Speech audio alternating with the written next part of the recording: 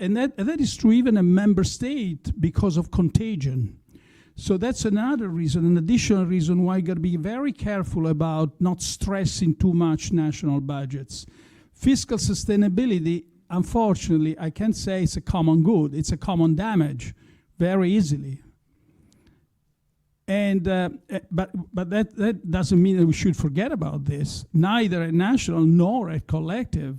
So we have to, and that's why, and here I'm sorry I'm repetitious, but that's why the more we do on the reform side, the more this will become, the less this will become an ever-present worry. There is also another reason why we want to have it at the EU level, which has to do with coordination. So basically, if we think about financing these public projects at EU level through the issuance of bonds, whether this is EU bonds like we did with Next Generation EU, or in a different way, it is being suggested we talk about common safe asset. Now, let me put this in the proper context. Again, this was the very first thing people reacted to in the whole report. I have to say, as much as I love this concept, it's not the main thing of the report.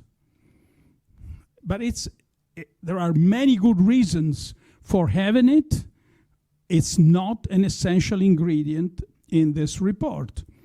There are many good reasons for having it, because the financing costs will be lower, because if you really want to do a capital market union, probably this is one of the sufficient ingredients that will make everything infinitely easier, especially if one looks at the US history of their capital markets. It's been built around a common safe asset, but that's not where I would like to have the discussion centered today. Was there any other thing about your list? Well, maybe just, I mean, you do make it seem, and I actually agree with you, that we will just not be able to meet the investment challenge, even taking into account this very important point that there's a trade-off between reforms and the need for public money. I think that's a very, very important message.